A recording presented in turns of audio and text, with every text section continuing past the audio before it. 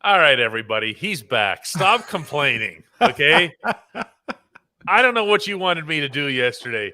And it was like they wanted me to be you and me. That's just not possible, Moan. There's only one Ramon. That's right, man. You can't have both, either him or me, and now you get both today. We're good, right, DK? Oh, we're definitely Start the good. show, man. Let's do it. Yeah. I'm trying. Oh, DK, see, now you're off. I had it ready, DK. Now he's gonna cut me off again. Now watch this be the case again instead of me saying.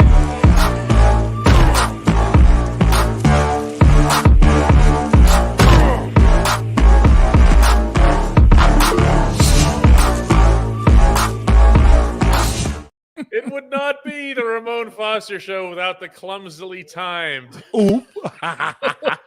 intro. The Ramon Foster Show is brought to you by the Get Go Cafe and Market. And we've got plenty to discuss today. But before we get to any of that, we can poke around and see. Albie Quirky says, Moan is sunglassless. That only comes if you stay through the end, like to watch the Pixar desk lamp jumping up and down after like the credits. Marvel.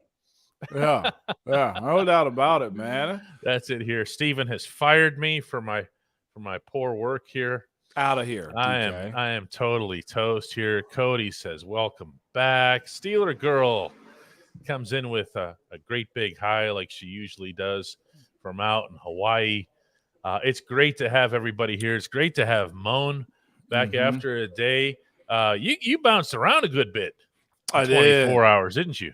I did. Nashville to Miami, back to Nashville, and today's just been busy too. I got meetings after this, DK. But you know what? It's good to be wanted, so I will not complain. I'm glad to be here doing this show, though, DK. This is a release for me, man, in a lot of different ways. I enjoy doing this, especially when it's live like this, DK. I'm a fan. Well, let's talk a little bit about looking ahead into this coming draft here, and specifically one thing that I want to take into this open, the part of this that we do before we throw it to the full-blown Hey Moan segment, and that's this. What's the one thing that right now kind of gives you the creeps a little bit about this team, about the Steelers, about where they are? Is there one spot anywhere on the field where you say, yeah, but this? And you can't use Matt Canada. Being real with you, probably wide receiver.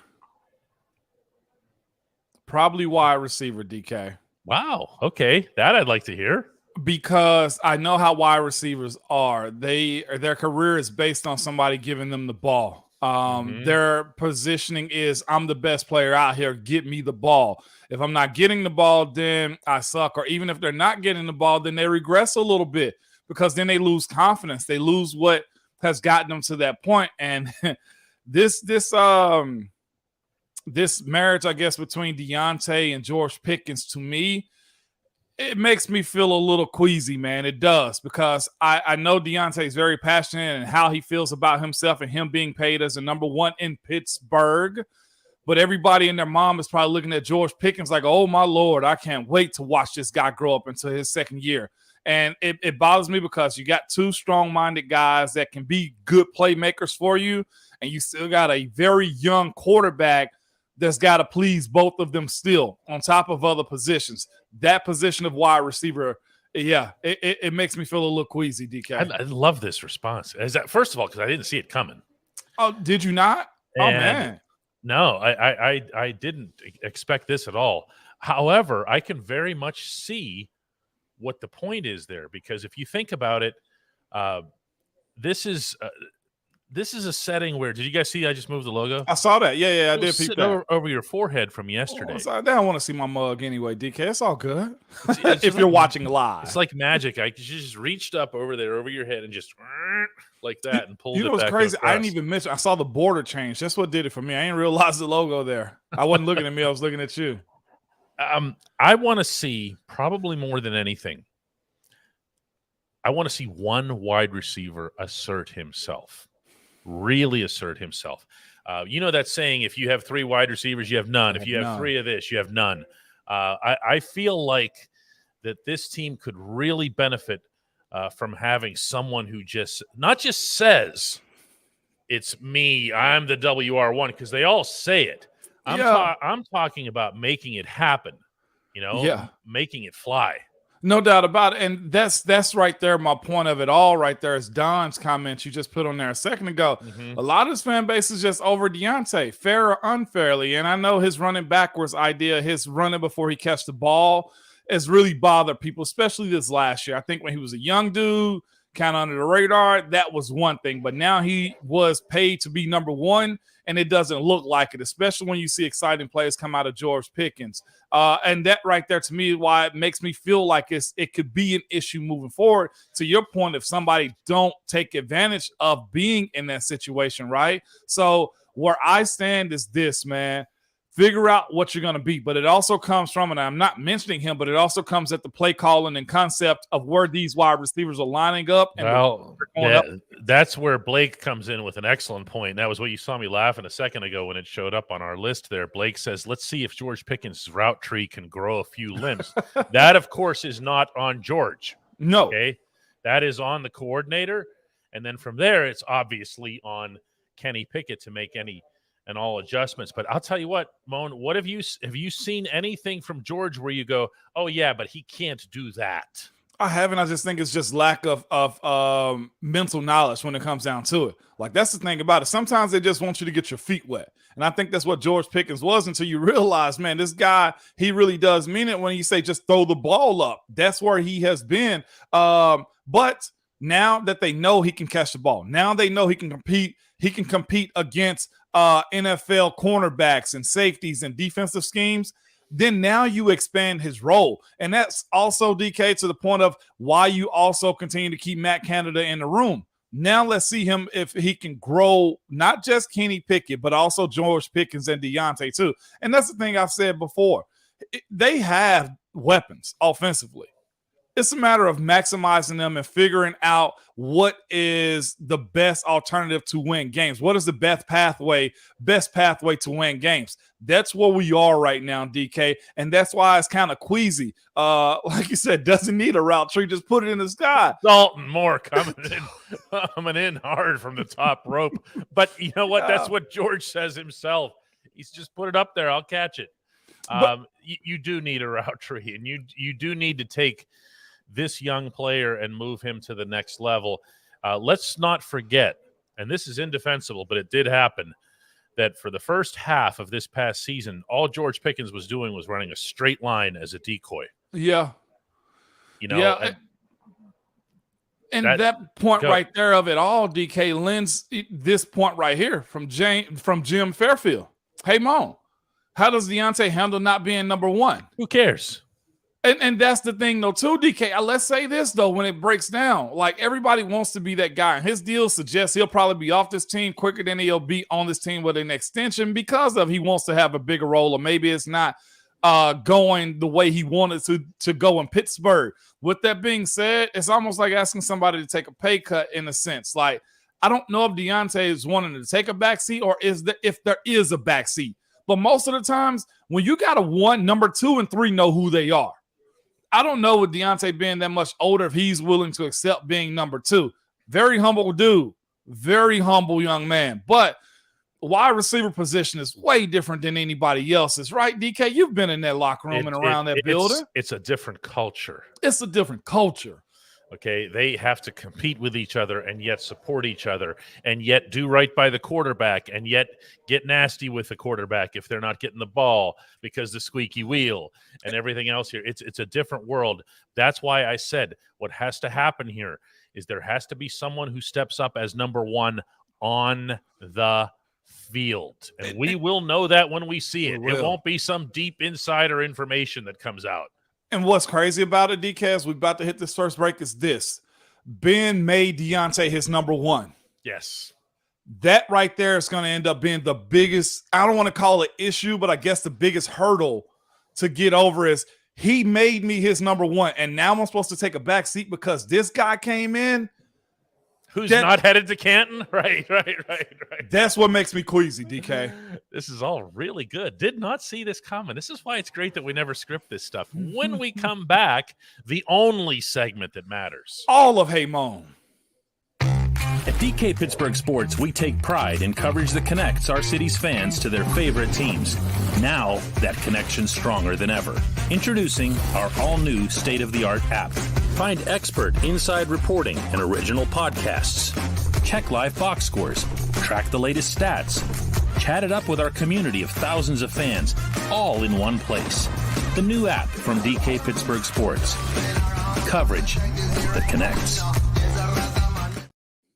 And we are back on the Ramon Foster Show, which is brought to you by our friends at the Get Go Cafe and Market, where quality is at the core of every menu item. 3 expert chefs fine-tune every detail so that every sub, burger, salad, wrap, drink, and app is crafted for what they refer to as craveability. Order your favorite entry at the Get Go Cafe and Market today. Better believe it. Apologies to those of you who went and tried to find us on Facebook. Just missed the button whenever we were doing that, and there it went. So here we go. Yeah, we'll be back on that here. See, Mikado's upset about it. Look at that. I know, Mikado. Matt's upset. Matt's upset that we only have 40 likes. Is that right? Is this 40 likes? You know how it goes. Like and subscribe. Tell a friend about it. Tell everybody about it. Not just your friends. Tell your enemies too. We like them also. Let's see what we've got here in terms of Hey Moan entries here. Robert Kelly says, "Hey Moan, how much does management value the 5th-year option? Enough to move back in for 2 players this year?" Move back in? I doubt that, because that 32nd one is still a first-rounder in the books of picks, right, DK? Oh, yeah. It's a first-round pick. It still is a first-round pick. What was TJ, 30th? 30th? Yeah. Cam also, what, 20? Right in that range? Yeah. Right in that range? Yeah, that's not a big deal. That's still first round in my eyes, man. How do they manage it? Making sure they develop and also making sure you pay them before they get to that point. That's one thing I've kind of seen Pittsburgh do. If you are that guy, TJ was that guy, right? That's the most recent one. Mm-hmm. TJ got paid, and they paid him before it actually got to the point of saying, you just have to pay this out. If you're good in Pittsburgh, that's one thing I will say. They find a way to make sure that you stick around, man, or find your way back. I know the way everybody's hoping Bud finds himself back to Pittsburgh too. But you pay guys before they hit the open market if their career suggests that. That's the best way to manage it. Michael comes in with a contribution to the show. Those are always appreciated. He says, "Hey, Moan, any stories about a free agent who left the Steelers and then regretted it?" Oh, you have those. I know you do. Yeah. I.e. Le'Veon Bell, Charles Johnson, the grass is not always greener. Actually, you have a bunch of these. I got a few of those, man. Lamar Woodley being one of those dudes. I've heard Joey Porter say, going to different places way different from him. I've heard the same thing from Mike Wallace being one of those dudes. Not necessarily because Mike got broke off big time, but just the culture side of it being totally different. Brian McFadden, another guy that was on the show recently. It's just different the way the Pittsburgh locker room is. Isn't it funny? Every last one of these guys you're mentioning all went to Phoenix. Phoenix, yeah, they did. You didn't even mention Marcus Gilbert. It's like, I didn't. Marcus, I was getting, not to speak on his turn here, but I'm getting texts from Marcus like, "Hey, come home." Yeah, man, it's like that. But you heard anybody that come on here, man, legitimately, there's no other place like Pittsburgh for the guys that played there first and go to other places. It just never, you can't duplicate it. I think the only guy that's kind of survived it a little bit, Emmanuel Sanders survived it. Kelvin Beachum did, because he just continues to get contract after contract at other place. Heck, even James came back. Harrison. Javon Hargrave, it works out for him too. Mm-hmm. It's a matter of what kind of winning you do at those other places. For guys like Emmanuel and also Hargraves, or what type of deals you get. Oh yeah, let's see here. This one is Lawrence Timmons is a good one here. John Pell says, "Hey Moan, Darnell Washington at 32. That fixes all the OL issues. I don't think he's lasting that long. He ain't well, he may, but I don't think he's on Pittsburgh radar to be in that tight of a consideration. It just signed Zach back, similar body type, same roles too, in a sense. This is what you have to ask yourself. Are you willing to be a 2 tight end passing offense if you go get a guy like Darnell Washington? And I think with the quality guys they've got in the offensive line, you have that extra blocker. I do think Connor Hayward role can expand. Pat Fryermuth would be that good. And you got to say to yourself, what are you bringing in Darnell Washington for? Yeah, what are you doing? Just blocking? Mm-hmm. Because that's been his main role at Georgia is he's just been a big blocker that you think can catch. Well, you got the pass catching tight end already. So what are we actually asking for when it comes down to Darnell? All of this this window will start to really dial in now with as close as we're getting to draft season. Cody has the question of the day. I'm actually going to declare that preemptively because he wants to know if we've heard of our Lord and Savior, Glenn Thomas. You know, Glenn Thomas is the greatest assistant coach in all of sports. I don't know if you knew that, Moan. Did not know that, DK. Yeah, he is the preeminent assistant coach of our time. When he comes to Pittsburgh, when he sets foot on South Side soil, he's going to be – it's just a matter of time until there's a statue up. That's how important this guy is. You know why? Because he is going to be Matt Canada's right-hand man. And the first lack of route tree that you see on that football field or anything else, short yardage gain to Zach Gentry, all that stuff that would drive you nuts, right? Mm-hmm. It's going to be bring in Glenn Thomas, promote Glenn Thomas, get rid of Matt Canada. I'm being facetious here somewhat. But at the same time, does it mean something, Moan, that they brought in this guy? It does mean something, especially the role they gave him, or at least the name they gave him. What is the assistant offensive? Is it coordinator that they gave him? It's offensive assistant coach. But the word coach is the key word. It is, because as we discussed, I think on another episode, maybe even earlier this week, there are offensive assistants and defensive assistants, and those guys they're more quality control. I don't want to call them gopher types or whatever, but they're doing jobs they're doing the jobs that the coordinators really don't have time for. Yes. Okay. That's not this. This guy has the word coach in his title. I will say when I saw his name and I looked him up, I said, "Ooh, spicy." I did. I will not lie. Mm-hmm. I said spicy because it's this to me when it comes down to a guy like him.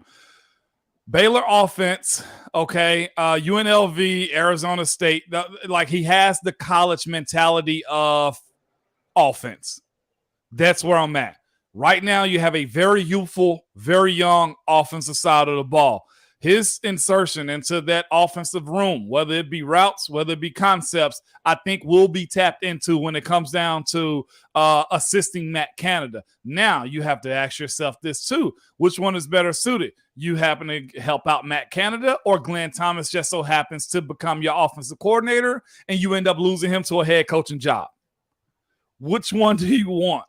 I don't mind losing coordinators. You don't? No, I just don't. I think that's something that's a bit of it's an irrational fear. If your goal is to win every season, then get the best people you can for that season. Okay. I don't worry about that stuff. I don't worry that much about the coaching tree stuff either.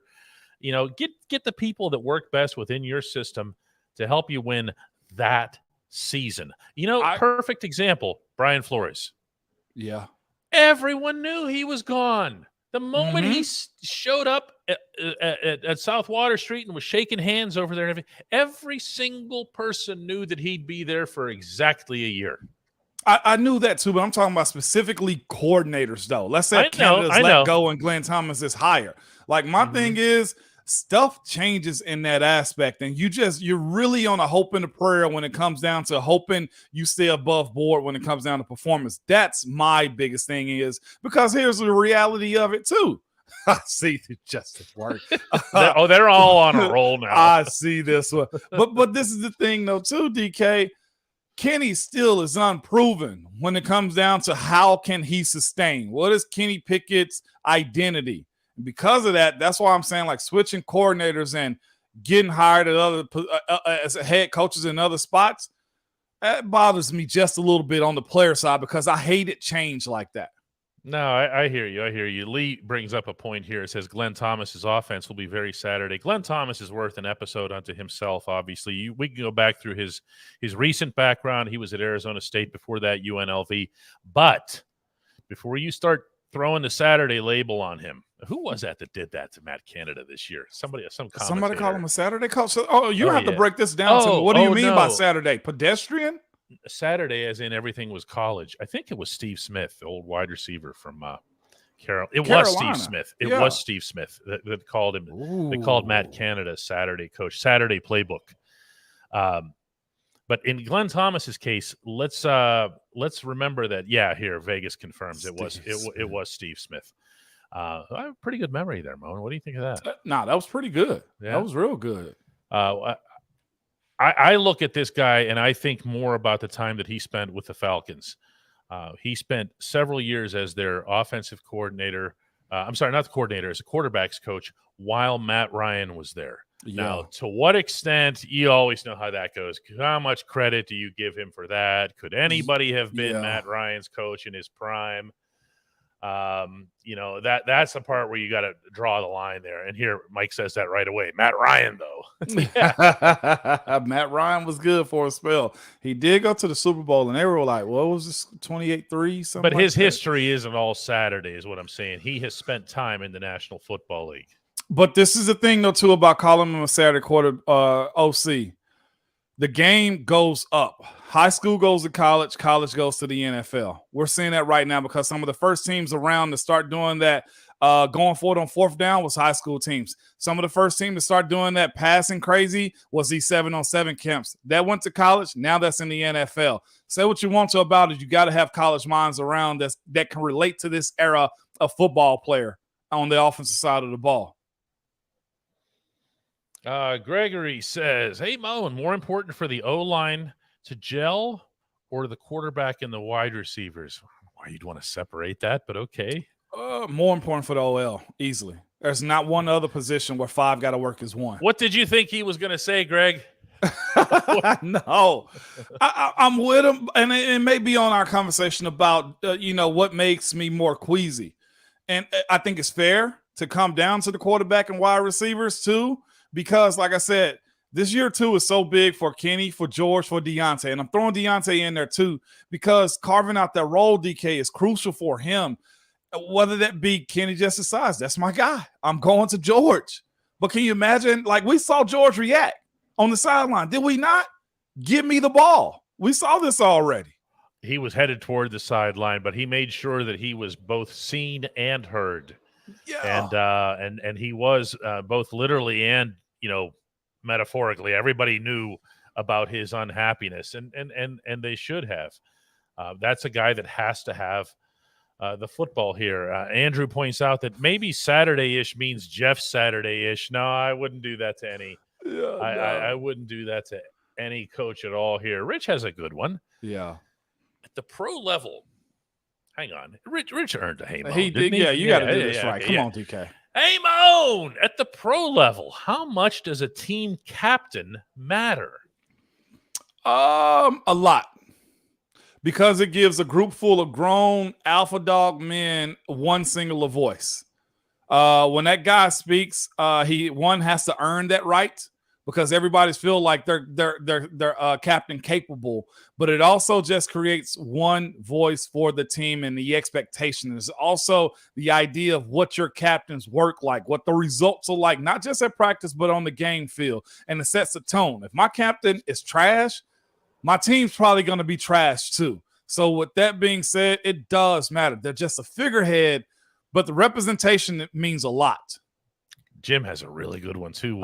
Hey, Moan, why are you higher on Dan Moore than DK is? I don't know that we're that far apart on this one, Jim. We have been on other stuff. I don't know about this one. Yeah, I'm high on him in general because I believe in time. You really like him. It is true. I still higher do. But it's not like I'm down on him or something. Yeah, I really do, because I believe that time and him having those scars last year can benefit him way more. I said it before.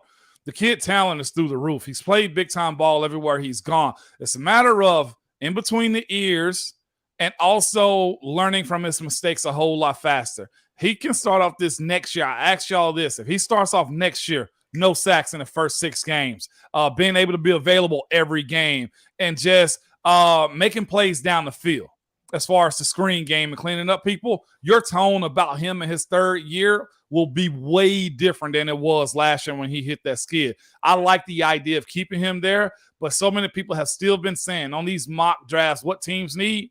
They're still saying the Pittsburgh Steelers need a left tackle. Yeah, James brings up a good point as a follow-up to your response on captains is how did Mitch Trubisky do as captain? For anybody who doesn't know this, I'm always surprised by the number of people who don't realize that this happened. Mitch remained the offensive captain the whole season. I can't begin to picture what that looks like, but I have a feeling, first of all, that's not going to be the case in 2023. I mean, it's just forget it, okay? No. Second, that when Mitch did have to come back, remember when Kenny got concussed again, and Mitch played great. Yes, he did. Okay, that those guys went to battle for him because of the way that he carried himself through what had to be one of the more disappointing moments of his career. Because Mitch saw coming to Pittsburgh as being his opportunity. All right, everything that went wrong in Chicago or right or whatever else here, I did my reset button in Buffalo, and now I'm coming to Pittsburgh for another chance. Boom, they draft Kenny. Boom, they bench Mitch. And yet he kept his chin up. And you know what? He's going to be back again. Yeah. Knowing that Kenny's the starter. And this is the other thing, too. That team was so young. And Mitch also, he took that offense by the horns, too. We can't deny that. Like, he did everything that was necessary. Brought Kenny underneath his wings, took guys on the trips to go throw and stuff. He did all the captain things as if this was the resurgence of his career in Pittsburgh. Can't fault it. And the other part of it is, for guys that had long tenures there, who was worthy of being the upfront captain? Chuk's not really that tight. Dan Moore, super young. New free agents. I can see next year guys taking on that role, DK. Probably Mitch and Mason Cole. I'm just going to throw it out there right now. I mean, not Mitch. I mean, Kenny Pickett and Mason Cole. I think you almost have to give it to the quarterback, even if the real leader of the offense, I believe, is Najee Harris. He's the more common variable, and he was the one who a lot of them credited for being the one who brought the running game together by going and sitting in the classrooms with the offensive line. He spent a lot of time with those guys, and sometimes, and he told me this himself, sometimes it was just to sit in the back. He didn't want to get in the way. He didn't want to be jumping in with his 2 cents. Oh, hey, look over here. You missed a block. Right. Okay. He just wanted to be in there in case somebody needed something from him on the spot. Ramon, obviously, you're the one who's been in there. Yeah, no doubt about it. You just got to play that role sometimes, man. DK, and man, let's go here. I just started a question for you, or hey, Mon. It's not even a hey, Mon. I just want to address it. This right here from CTD. Tons of good players on offense. That's true. 13 to 19 points a game. That's also true, too. And this because of this. The offensive line took a while to get going. The offensive coordinator had his ups and downs throughout the season. You change quarterbacks also. So to correlate one to the other, CTD, I don't think that is fair when it comes down to saying we got good players, good prospects, but you didn't score. Sometimes it's variables outside of your control that kind of take away from the idea that you are only scoring 13 and 19 points. That is an upset. And again, this is why we've been saying continuously, what, DK? There has to be a big change in how this team progresses offensively this year because of those good players. And there's also this, Eric jumps in, right? He just sent this in. So he's responding to what you're saying. And they also didn't have a quarterback for a full offseason program, lack of continuity. You can actually take that, Eric, and extrapolate it to almost the entire offense. Okay. You could. George was new. The offensive line had to get used to 1, 2, 3 new guys. Okay. Or guys, not really 3, but 1 in a new position. It was a challenge. But you know what I love about our fan base? The expectation is always there. Like 13 points to some people or 19 is just like, well, we'll stop them on defense. No, I think that is fair, especially when you know you have the talent. Keep putting that pressure on. I've always loved that about our fan base. The Rated R gang says, hey, Mo, do you still have your throwback jersey? Are they referring to the Bumblebees? Yeah, it's in the house somewhere. I have it for sure. Did you guys ever lose in those things? Did you ever lose in those things? No. If we did, it was only one game. I can't remember us losing in that game, DK. All I know is I not only did you guys win in those jerseys, but you'd like win big. It was these were massacres on the home field. Yeah, they were, man. The Christmas game and all of that stuff. You just had to show up and play in those games, man, because you knew it meant something. That's like Coach T saying big game music. Danny comes in. He's the buzzkill. He says Ben, Mitch, Mason, Kenny, 4 quarterbacks, same Matt Canada offense. Why should we expect things to be different this year? Can I get this one? Please go off. Danny, your expectation is your own, man. We don't have to tell you why you should expect things to be different. If you feel cynical about the coordinator, feel cynical about the coordinator. We're not here to defend him. No. I mean, that's not the tenor of this show. We've been heavy on them. Yeah, this is not the place to come for what's Mike Tomlin call it? Comfort. Comfort. Don't be seeking comfort. Don't be seeking comfort on this show. We're not here to provide comfort. Michael wants to know if you've got a Steelers room in your house. Yeah, I got a Steelers room. Not specifically to it. I got the big cooler. I got the jerseys hanging up. I got memorabilia in there. Tell him what it's called. It's my man cave. Yeah, that's what it is. All right. I wasn't going to let him get through that answer. That's my man cave. That's exactly what it is. Yes, indeed. Boy, Cody says Canada's on the hot seat, so he better put his full playbook. I'm sure Cody meant to say on the line. TJ says everyone is cynical about Canada. Well, yeah, of course they are. Of course they are. Why do you think they've closed down Fifth Avenue outside our store here to have the parade to welcome Glenn Thomas in? You don't think you're putting all those police to work for nothing? No doubt about it, man. Come on. Yeah. Couple more today. Mike says, hey, Moan, was there a rookie that you thought didn't have a chance of making the roster and then the light came on, surprising you as a real contender? Ooh, that's one of those where you got to kind of roll through the C drive. I'm going through the Rolodex right now. A rookie who didn't make the. I mean, I'll throw a couple while you think of people who were. Well, I mean, I liked Jaylen Warren last year right off the bat. Yeah. Okay. And I know that Mike Tomlin did too, but still, it still felt like such an uphill climb for him because they did bring in other running backs, guys with NFL experience and everything else. And yet every time, this is how this goes out in Latrobe, by the way, every time he gets the ball, you noticed him. You did. And you'd hear the verbalization of that from different parts of the field. I don't know how to explain that to people, Ramon, but you know what I'm talking about. Like, they're just these random voices that come in from different directions that say, we saw you there. We saw you 3-0. We saw you. Okay. Yeah. Or especially from the head coach. He's the most vocal of anyone there. And then gradually, all right, well, let's see how it goes in preseason. Let's see how it goes in exhibitions. Yeah. And he just keeps doing it. And then you think, all right, well, yeah, but there was that guy. Baron Batch did this years ago, and we're not going to take it all that seriously. And it's just, he just kept plowing through. So I'm going to say that one was a pleasant surprise for me. To me, I'll be honest with you, DK, and you know when I say this, that it holds true. I pretty much knew everybody was going to make the team. Yeah. From the time that I saw him. Mm-hmm. I mean, if I saw him the first few days of competing, I'm like, okay, if he competes like this and he's making the team. There's not many surprises when it comes down. Well, when you see it from our perspective, like from the player's perspective, you see like this guy's going to be all right. And there's been some times where some fanfare guys have been like big time, like, oh, the crowd loves him. And we look at them as players sometimes like, man, that was just good 2 days and there was nothing else from it. The players see it a whole lot earlier than everybody else does. And that's why we were having that whole discussion like day ones and whatnot, like picking out guys you didn't think were going to make the team that did. Roosevelt Nix was one of those dudes earlier on. Rob Golden, probably the most notable one to me. Rob Golden, really? Yeah, that's interesting. Definitely. Rob G. Yep, absolutely. Seeing some concern expressed on the show that J.C. Hasnauer signed with the Giants during the show.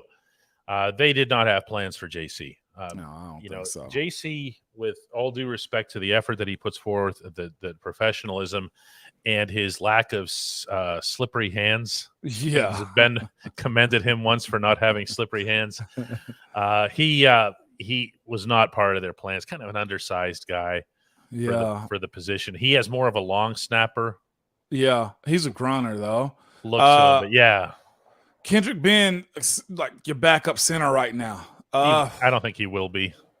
Kendrick gonna have to make this team. He's got to make the team. he's got to make this team this year as far as his competitiveness. Mm-hmm. Yeah, a really good point here from Brian too. He says it took Jaylen Warren to remind Najee how to hit a hole. You know, it's funny. Najee is so ego free. Yeah, that he would actually not only agree with this statement, but he would actually point it out himself, man. I'd say I'd be over there on the sideline. I'm getting a breather, and I'm seeing him doing this, and I'm going, you know what? I'm just going to go out there and do that too. I'm going to stop overthinking this. Here's the Ramon. Remember when you got on him early in the season? You got on Najee and you said, dude, there's a hole here. At some point, you got to go after it. Stop overthinking it or trying to find your own.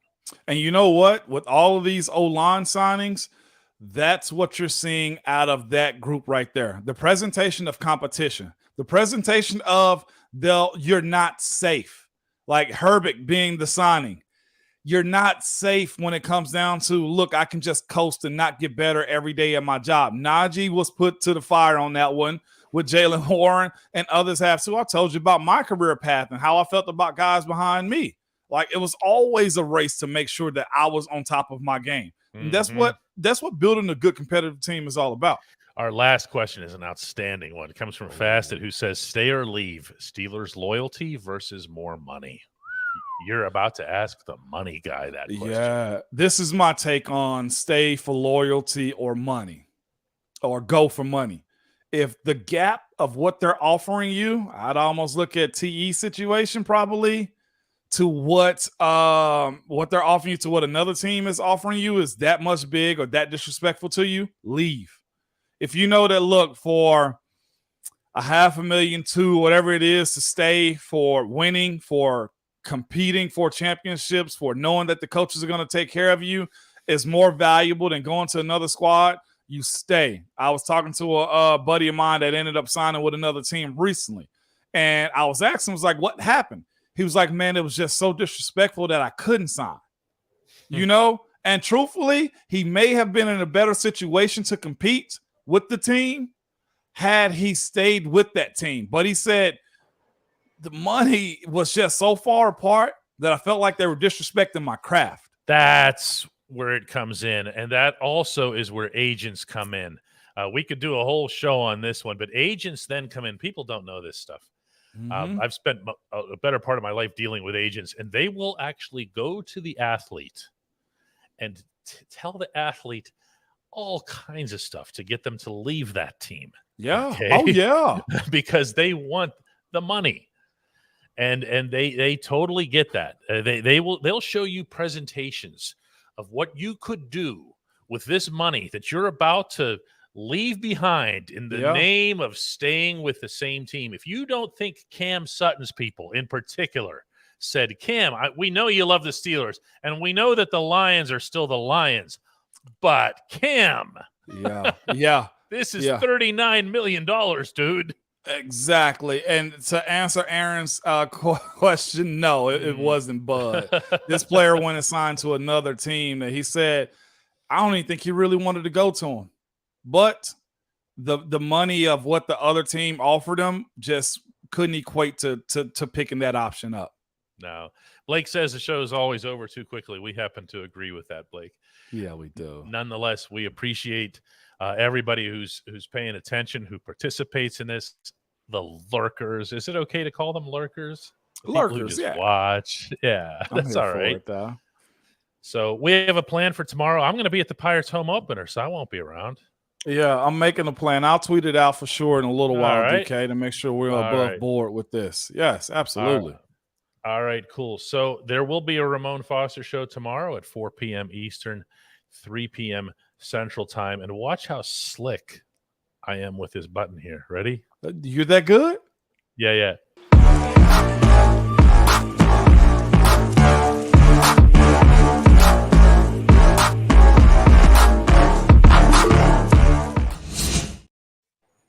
I don't even know what that is. I don't even know.